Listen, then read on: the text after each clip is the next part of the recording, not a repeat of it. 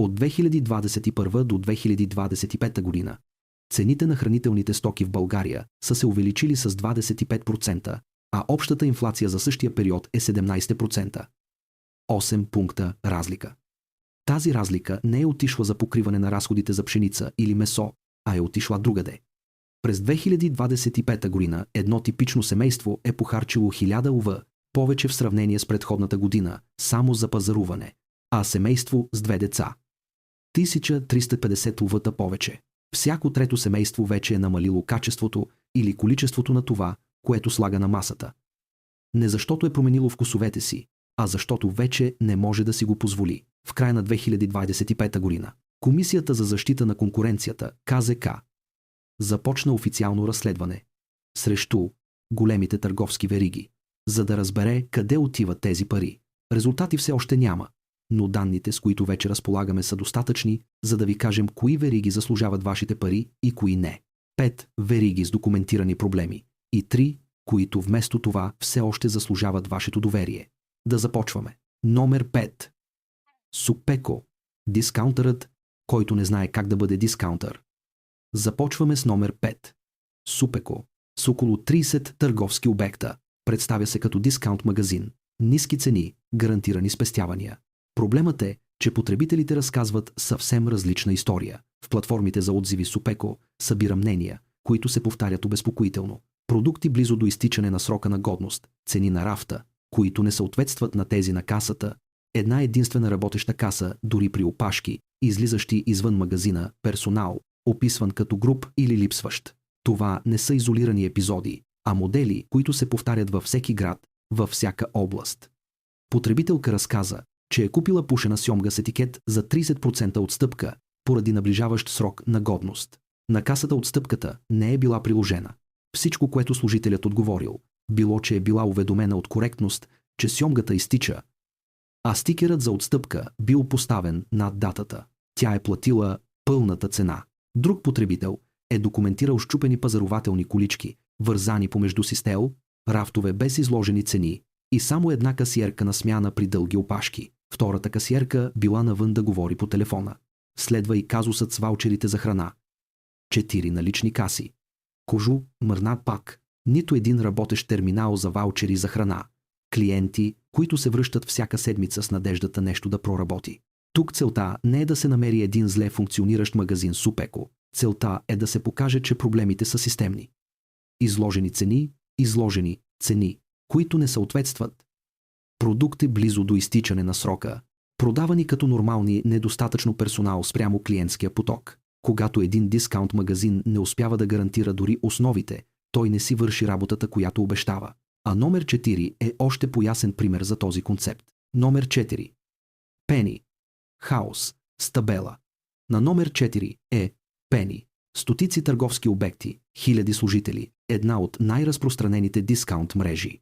Механизмът, който потребителите описват, е следният. Пени привлича с изключително ниски цени на някои категории, предимно паста и мляко. След това възстановява маржа си от други продукти, особено прясно месо и риба, където цените често са по-високи, отколкото в нормален супермаркет. Това е асиметрична ценова стратегия. Влизате убедени, че спестявате, а излизате с количка, която не ви е спестила толкова, колкото сте мислили. През 2024 година няколко търговски обекта имаха проблем, който би ви накарал да се изсмеете и дува би мрадува ски парта, ако не ви вбесяваше. Нямаха монети за връщане на ресто. И то не в изолиран случай, а в няколко магазина, в продължение на седмици.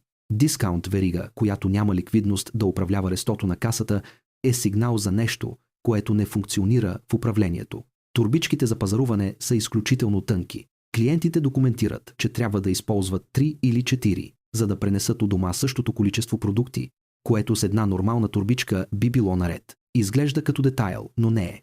Това е доказателство за това колко много всичко е съкратено до краен предел, включително разходите, които след това падат върху клиента.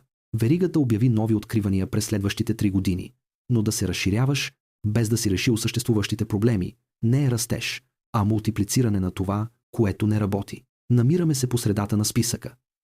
Запомнете. Търсим разликата между онези, намадо емпудо емпу, които използват поскъпването на цените като оправдание да печелят повече, и онези, които вместо това наистина заслужават това, което ви карат да платите. Номер 3 е най-сложният казус, защото засяга верига, която мнозина познават и използват от десетилетия. Преди да продължим напред, исках да ви кажа, че събрах всичко, което трябва да се знае, в един практичен наръчник. Кодът на пазаруването. 120 страници, в които ви обяснявам как да четете всеки етикет, какво да избягвате, триковете, които супермаркетите използват, за да ви накарат да харчите повече, и много други неща, които няма да намерите в видеоклиповете. Ще го намерите на линка в описанието. Номер 3. Carrefour. Тихото оттегляне. Номер 3. Carrefour. И това е историята на една верига, която загуби контрол над ситуацията, без почти някой да забележи на време. През 2024 година Carrefour приключи финансовата си година с огромни загуби от десетки милиони евро. В същия период пазарният й дял намаля значително. Отговорът на компанията беше да разчита все повече на франчайз, поверявайки търговските си обекти на местни мениджъри, вместо да ги държи под пряк контрол. Проблемът е, че това създаде фрагментирана мрежа, където условията в магазините зависят от това кой управлява конкретния обект, а не от стандарт на компанията. Последваха масови продажби на мрежи и интеграция на магазини или пестокарда, засегнали хиляди работници. В някои градове затварянето вече беше започнало, а магазини в търговски центрове спуснаха рулетните щори. В класациите за удовлетвореност на потребителите Carrefour Express и Carrefour Market заемаха последните позиции сред националните вериги. Докато цените бяха по-високи от тези в дискаунт магазините, възприеманото качество беше по-ниско от това на почти всички конкуренти. Това е специфичният проблем при Carrefour. Това не е верига, която съзнателно е увеличила цените, за да печели повече.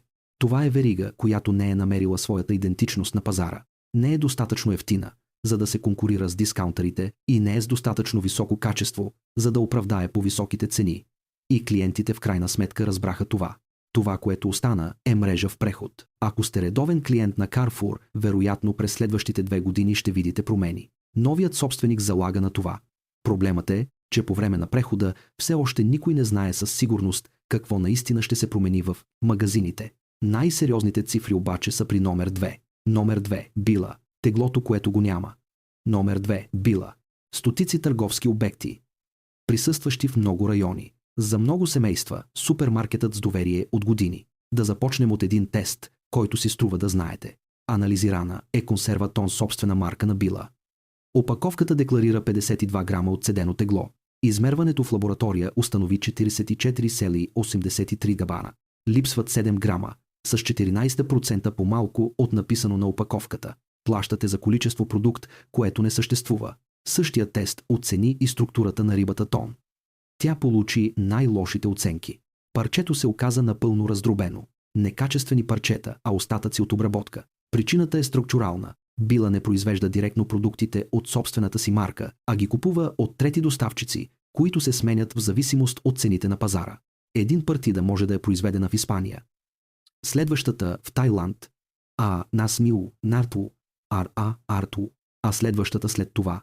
Ако всеки път условията по договора се променят, всеки път качеството може да бъде различно. Потребителят не знае това, гледайки опаковката. Периодично се появяват изтегляния от рафтовете на продукти собствена марка поради наличие на вещества над допустимите граници, грешки в сроковете на годност, където е била написана 1 година повече от реалната дата, или наличие на чужди тела и бактерии. Единично изтегляне не е скандал. Всички вериги го имат, но честотата, с която продуктите се появяват в предупрежденията на здравните органи, е дата, която заслужава внимание. Когато купувате продукт собствена марка, не знаете от коя страна идва тази партида, нито от кой доставчик. Променливостта е заложена в системата. И сега номер 1. Това е най-лошият параметър, който открихме. Той не засяга една единствена верига, а засяга това, което физически се случва вътре в супермаркетите. Номер 1. Проблемът, който нито една верига не е решила. Номер 1. Номер 1. Номер 1. Номер 1. Номер 1. И това е историята, която нито една верига не иска да знаете. През септември 2025 година, Ирини 25 година, инспекторите от БАБХ, Българска агенция по безопасност на храните, и КЗП провериха десетки супермаркети. Резултат: тонове конфискувана храна, временно затворени обекти. Намерените нарушения включваха вредители в зоните за приготвяне и съхранение на храна, хлебарки и гризачи в зони, където се приготвят и съхраняват ястия, които след това стигат до рафтовете. Стойността на конфискуваната стока беше за стотици хиляди левове. Не става дума за изолиран случай в един град. На национално ниво, в билансите на контролиращите органи за цялата 2025 година са конфискувани стотици тонове храна и са издадени хиляди административни санкции за общо милиони левове. Храна, извадена от хладилниците и рафтовете, тонове конфискувана несъответстваща храна. В рамките на националните операции, свързани с безопасността на храните, бяха извършени хиляди проверки, голяма част от които с установени нарушения, на 30% от общия брой, тонове конфискувани продукти, десетки спрени оператори.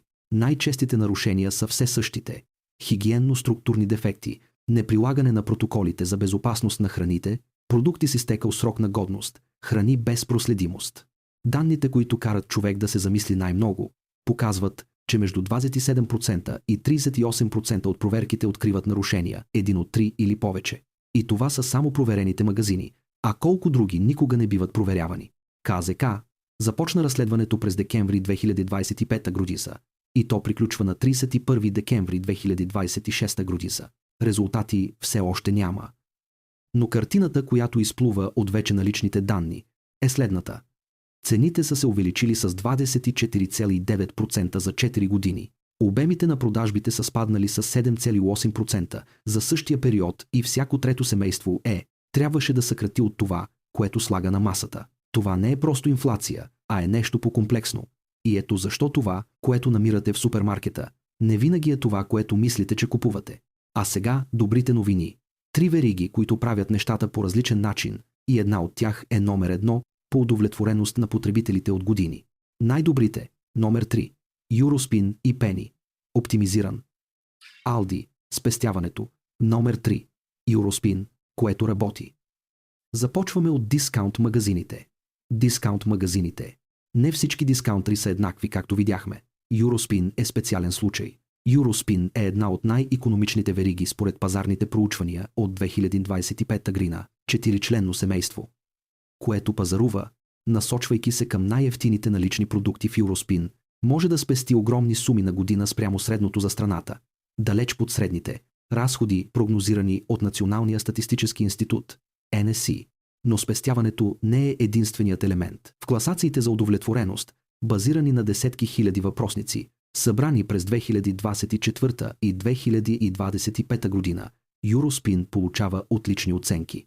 Откроява се по един факт, който мнозина не знаят. Огромен процент от търговските обекти имат максимални хигиенни оценки. Това доказва, че поддържането на ниски цени е възможно без рязане от хигиенния контрол. Тестовете за качество на продуктите потвърждават това, което казват потребителите. Продуктите с качество, сравнимо или превъзхождащо познатите марки в много категории, на значително по-ниска цена. Ако търсите реално спестяване, без да се отказвате от безопасността, това е изборът. Най-добрите. Номер 2. Kaufland. Качеството, което не се променя. Номер 2 сред най-добрите. Kaufland. И това е веригата, която изненадва най-много в проучванията от 2025 година. Относно удовлетвореността на потребителите. Всички очакват на върха на класирането да бъдат само дискаунтърите. Не е така. Kaufland е изключително ценена верига сред националните супермаркети и хипермаркети според оценката на хиляди потребители. Не само заради най-ниските цени, а заради цялостното изживяване. Потребителите награждават Kaufland за всичко. Качество на свежите продукти, време за чакане на касите, сред най-ниските в сектора, асортимент, комфорт на търговските обекти. Продуктите от собствената им марка получават високи оценки в тестовете за качество. Веригата не е имала значителни изтегляния на продукти през разглежданите периоди. В ценовите класации Kaufland се позиционира с много конкурентен индекс на изгодност за тези, които купуват маркови продукти. За тези, които правят смесено пазаруване, той не е най-евтиният магазин, но разликата спрямо дискаунтърите се компенсира от по-високото качество на свежите продукти и от управление на търговския обект, което потребителите описват като надежно. Един конкретен елемент – лоялната карта. Системата я превръща в реални отстъпки и персонализирани промоции. Това не е просто маркетинг. Много редовни клиенти възстановяват десетки левове на месец в ефективни отстъпки. Kaufland присъства на национално ниво. И данните показват, и че си струва да го използвате като основна алтернатива. И след това е номер 1. Веригата, която побеждава всички по удовлетвореност, качество на продукта, време на касата и липса на изтегляния. Резултатът може да ви изненада. Най-добрите, номер 1. Диеме Дрогери. Маркт. Биомагазините, рекордът, който никой не успява да подобри. Номер 1. И това е резултатът, който трябва да се прочете добре, защото казва нещо важно за това как се променя пазаруването. В класациите за удовлетвореност той получава най-високия абсолютен резултат сред всички национални вериги. Дели подиума с отлична оценка, а по някои специфични показатели няма съперници. Качество на продуктите, собствена марка, качество на свежите продукти, асортимент и прозрачност на етикетите. Специализиран е в сертифицирани продукти. Всеки продукт преминава през директна селекция. Отношенията с производителите са стабилни във времето. Етикетите показват точния произход на съставките, а не генерални споменавания като от ЕС или извън ЕС. Знаете точно какво купувате и откъде идва. Данните за изтегляне на продукти са значителни. Той практически никога не се появява в известията на властите за проблеми с безопасността на храните. Няма да намерите продукти с изтекал срок на годност на рафтовете, защото вътрешната система за контрол е строга. Няма да намерите вариации в качеството между една партида и друга, защото доставчиците са стабилни. Да, струва повече, но тук идва моментът, който мнозина не вземат предвид. Когато купувате сертифициран продукт, плащате за нещо, което наистина съществува.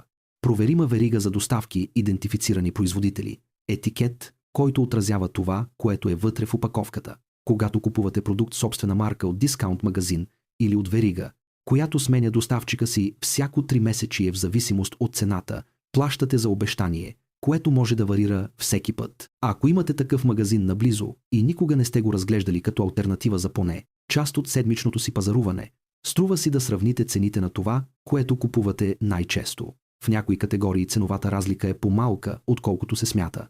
Да направим равносметката. Обхванахме 5 вериги с документирани проблеми и 3, които вместо това заслужават вашето доверие. Нишката, която свързва 5-те най-лоши, не е високата цена, а разминаването между това, което обещават, и това, което доставят. Супеко и Пени се представят като икономия, но крият проблеми, които падат върху раменете на клиента.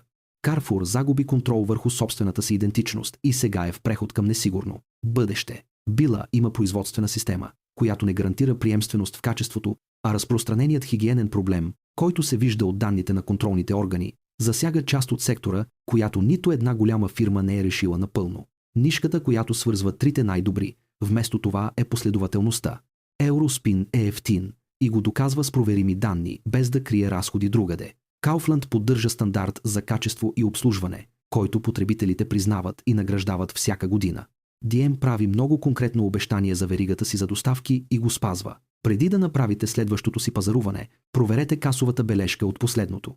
Намерете продукта, който купувате най-често, вижте цената, която сте платили и след това потърсете колко би струвал същият продукт или съпоставим по качество, еквивалент, в една от трите вериги, които споменахме днес. Тази разлика, умножена по 52 седмици, е числото, което наистина има значение.